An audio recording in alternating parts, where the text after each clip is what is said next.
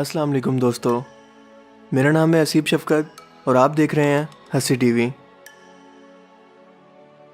Amazing random facts around the world के part 10 में खुश आमदीद। एज़ यू नो ये वीडियो थोड़ी डिफरेंट होने वाली है बिकॉज इस वीडियो के अंदर फर्स्ट फेस कैम वीडियो के साथ मैं आप लोगों के सामने हाजिर हूँ।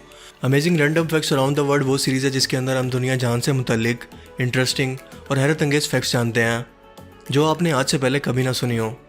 So let's get started.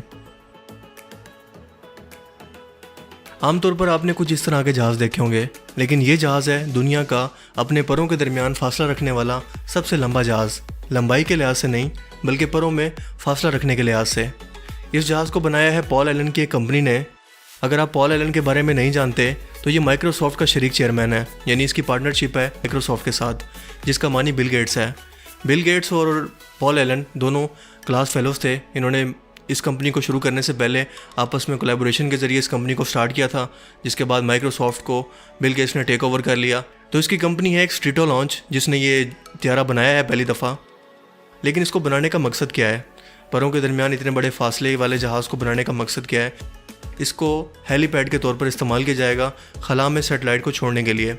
यानी कि पहले जब आपको ज़मीन से सेटेलाइट भेजने पड़ते थे तो आपको बहुत बड़े रॉकेट चाहिए होते थे जो खला में उसको लेकर जाएं, और इतनी ज़्यादा फोर्स से उसको खला में लेकर जाने के लिए बहुत ज़्यादा एनर्जी खर्च होती थी और बहुत ज़्यादा ये फ्यूल एफिशिएंट भी नहीं थे, और इसके अलावा बहुत ज़्यादा इस पर ख़र्चा होता था और कामयाबी के चांसेस भी ज़्यादा नहीं होते थे क्योंकि अक्सर ये एक्सप्लोड हो जाया करते थे ये रॉकेट्स वगैरह खला में।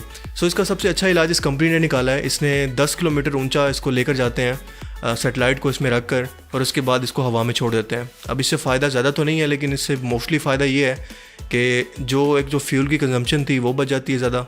दैट मीन्स के पैसों का खर्चा बच जाता है, और सबसे ज़्यादा कि आपको ज़मीन से खला पर जाने के लिए जो फोर्स चाहिए होती है वो बहुत ज़्यादा होती है। आपको रॉकेट के ज़रिए जो फोर्स चाहिए होती है, तो इसके ज़रिए उसकी बचत होगी, और काफ़ी ज़्यादा इसके ज़रिए फ्यूचर के अंदर जब स्पेस में जाने के लिए बहुत ज़्यादा कम आपको पैसे खर्च करने पड़ेंगे। सेटेलाइट लॉन्च करने के लिए पैसे बहुत ज़्यादा कम खर्च करने पड़ेंगे, जिससे अल्टीमेटली फ़ायदा इस कंपनी को होगा जिसने इसे लॉन्च किया है।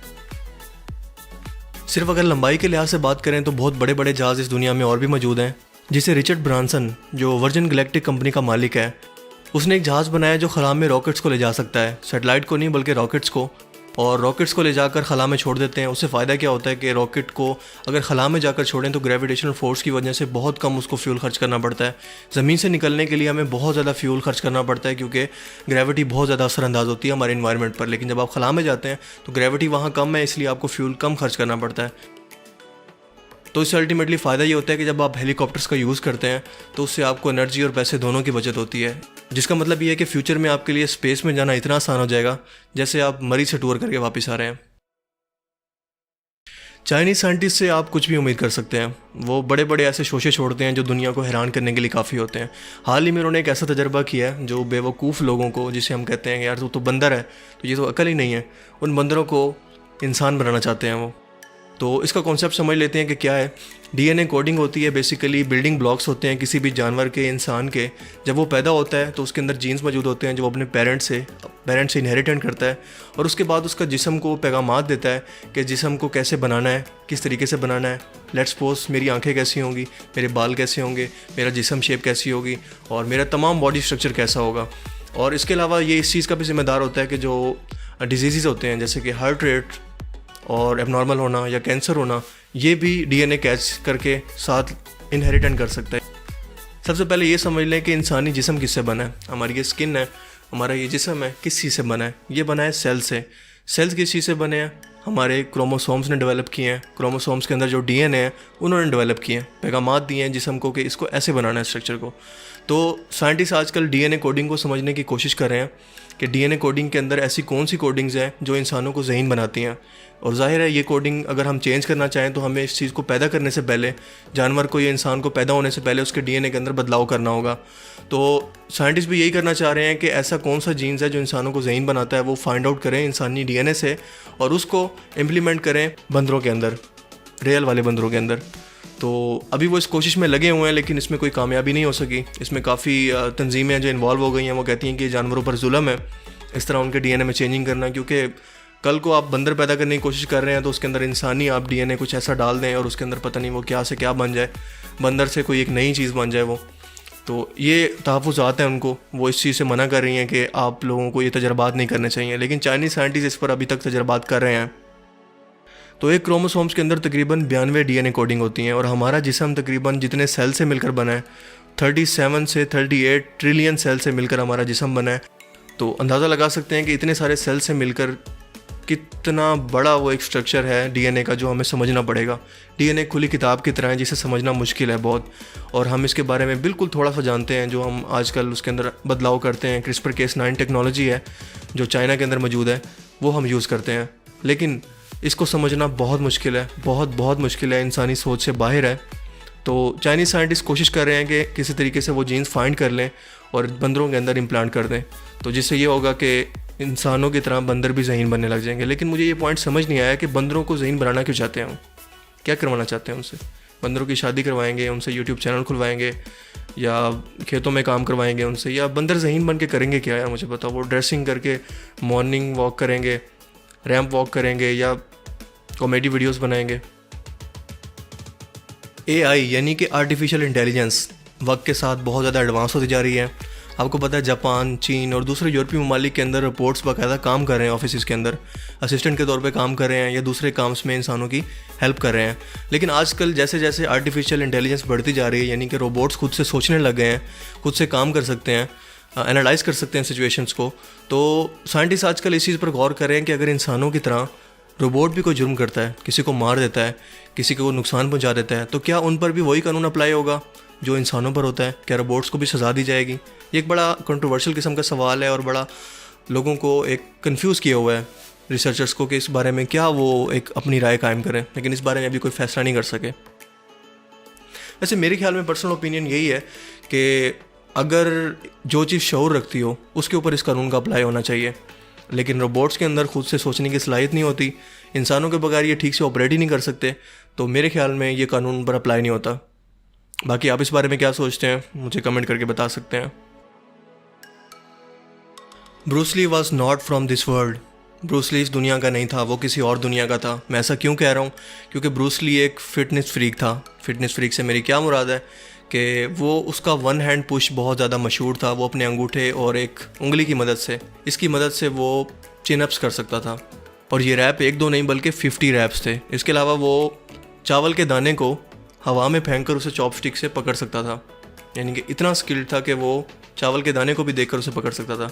और एक हमारे ये भाई साहब हैं, इनके सामने गेंद आए थे, उनको ऐसे लगता है कि शायद ऊपर से कोई बम गिर रहा है, हिरोशिमा नागासाकी ने किसी ने बम गिरा दिया और मुझे इसको नहीं पकड़ना, उसको छोड़ देना, भाग जाना। ग्लोबल वार्मिंग एक बहुत बड़ा मसला बनता जा रहा है दुनिया का। आपको पता है कि टेम्परेचर दुनिया में बढ़ता जा रहा है, जहाँ पर टेम्परेचर ज़्यादा था वहाँ ज़्यादा होता जा रहा है, और जहाँ पर कम था वहाँ कम तर होता जा रहा है। यूएस में आप देख लें, वहाँ पर शदीद तरीन सर्दी है, नॉर्थ पोल, साउथ पोल और अंटार्कटिका के इलाके बहुत ज़्यादा ठंडे होते जा रहे हैं। लेकिन उसके साथ साथ ग्लोबल वार्मिंग की वजह से बर्फ़ भी पिघल रही है, टेम्परेचर भी बढ़ रहा है गर्मियों में बहुत ज़्यादा, जिससे अल्टीमेटली सैलाब आ रहे हैं। इस सैलाब को रोकने के लिए दरख्त सबसे ज़्यादा अहम किरदार अदा करते थे। दरख्तों की वजह से टेम्परेचर मेंटेन होता था, लेकिन अब क्या हो रहा है कि हम दरख्त काटते जा रहे हैं, जिससे जंगली हयात ख़त्म हो रही है। इंसानों ने अपने फ़ायदे के लिए जब दरख्त काटे हैं तो ज़ाहिर है कि जंगली हयात भी वो चीज़ें छोड़ कर आ गई हैं, शहरों में आ गई हैं या तबाह होती जा रही हैं। उसके अलावा उसको एनवायरनमेंट के इश्यूज़ देखने में आ रहे हैं कि एनवायरनमेंट तबाह होता जा रहा है आहिस्ता आहिस्ता। तो इस चीज़ को ओवरकम करने के लिए एक शख्स ने एक बहुत बड़ा स्टेप उठाया। उसने क्या किया कि एक इंडिया के शख्स, आसाम के रहने वाले एक बंदे ने खुद अकेले 30 साल मेहनत करके रोज़ाना दरख्त लगाए और उसने पूरा एक जंगल खड़ा कर दिया। एक शख्स ने पूरा एक जंगल खड़ा कर दिया, जिसको लोग फॉरेस्ट मैन के नाम से भी जानते हैं। और ये जंगल 1360 एकड़ पर फैला हुआ है, जिसे दूर दूर से लोग विजिट करने आते हैं, और इसका नाम Guinness Book of World Record में भी लिखा गया है। दुनिया का सबसे पुराना होटल है जापान में, जिसका नाम है मिशियामा ओसिन किकान होटल। इसको 705 कॉमन एरा में बनाया गया था, और इसको अब तक तकरीबन एक ही ख़ानदान की फैमिली चला रही हैं। और आपको पता है कि इस होटल को चलाते हुए कितनी जनरेशन गुजर चुकी हैं एक ही ख़ानदान की? 52 जनरेशंस। एक जनरेशन के दरमियान भी अगर 25 साल का गैप लगाएं तो 52 को उससे मल्टीप्लाई कर लें। Amazing, that's why we called it amazing random facts. इस होटल का नाम Guinness Book of World Record में भी शामिल किया गया है। तकरीबन 2011 में ये शामिल हुआ था, और दुनिया का सबसे पुराना होटल है। इतना पुराना है कि इस होटल में काइम अली शाह भी शायद रह चुके होंगे जब ये बना होगा। इसका इनॉग्रेशन शायद उन्होंने ही किया होगा। ये मेरा वहम है, फैक्ट्स नहीं बता रहा। दुनिया में सबसे लंबे अरसे तक जलने वाला बल्ब 1901 में जलाया गया था, जो तकरीबन पिछले 110 साल से जल रहा है। इसके अंदर कार्बन फिलेमेंट का इस्तेमाल किया गया है और इसे अमेरिकी रियासत कैलिफोर्निया के अंदर एक फायर डिपार्टमेंट ऑपरेट कर रहा है, जिसे लिवमोर प्लीजेंटन फायर डिपार्टमेंट होल्ड करता है और वो इसको मेंटेन करता है और मेक श्योर करता है कि ये बल्ब जलता रहे। और पिछले तकरीबन 110 साल से इसको बुझाया नहीं गया, ये चल रहा है मुसलसल। उसकी वजह ये है कि ये बहुत ज़्यादा डिम है, तकरीबन 30 वाट एनर्जी ये खर्च करता है और इसे 1890 में मैन्युफैक्चर किया गया था। इस बल्ब को अमेरिकी रियासत ओहायो की एक कंपनी थी जिसका नाम है शिल्बा इलेक्ट्रिक, जिसने इसे बनाया था और अब तक ये बल्ब जल रहा है। क्या आप जानते हैं कि दुनिया में एक ऐसा पौधा भी है जिसे केचप एंड फ्राइज प्लांट कहते हैं। अब ये कहना बिला वजह नहीं है, क्योंकि इस पर एक टाइम के अंदर टमाटर भी लगते हैं, आलू भी। तो यानी कि फ्राइज़ और टमाटर केचप आप घर में ही बना सकते हैं इस पौधे को लगाने के बाद। जेनेटिकली मॉडिफाइड फूड है ये, इसके नहीं पौधों के जेनेटिक्स के अंदर तब्दीली लाकर इसको ये खुद से डिज़ाइन किया गया। ये नेचुरली पौधा नहीं है, लेकिन ये एग्जिस्ट करता है और लोग इसका बीज भी सेल करते हैं। सैन फ्रांसिस्को के अंदर एक ऐसे स्टेप्स मौजूद हैं, सीढ़ियों के स्टेप्स मौजूद हैं, जिसे 16th एवेन्यू टेल स्टेप कहते हैं।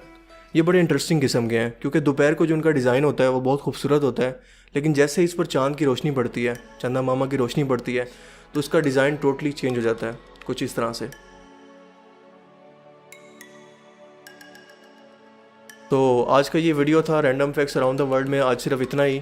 आई होप कि आज का ये फर्स्ट फेस कैम वीडियो आपको पसंद आया हो। अगर आपको अच्छा लगा है तो मुझे कमेंट करके बताइए। नेक्स्ट वीडियोस भी इंशाल्लाह इसी फेस कैम के साथ आएंगी, अगर आपको अंडरस्टैंडिंग के लिए ये अच्छी लगी तो। और उम्मीद है कि आपको इससे कुछ नया जानने को मिला होगा और आपको ये वीडियो पसंद आया होगा। तो मिलेंगे आप लोगों के साथ एक नए टॉपिक में। तब तक के लिए इस चैनल को सब्सक्राइब करें अगर आप मज़ीद इस तरह की वीडियोस देखना चाहते हैं, और इसके साथ एक बेल का आइकन होगा, उसे फोड़ दें, तोड़ दें, उसको तबाह कर दें, ताकि आपको नेक्स्ट वीडियो मेरी आए तो आपको पता लग जाए, नोटिफिकेशन आ जाए कि नई वीडियो अपलोड हो चुकी है। तो अपना बहुत सारा ख्याल रखिएगा। Thanks for watching this video और थैंक्स फॉर बर्दाश्त करने के लिए मुझे। टेक केयर, अल्लाह हाफिज़।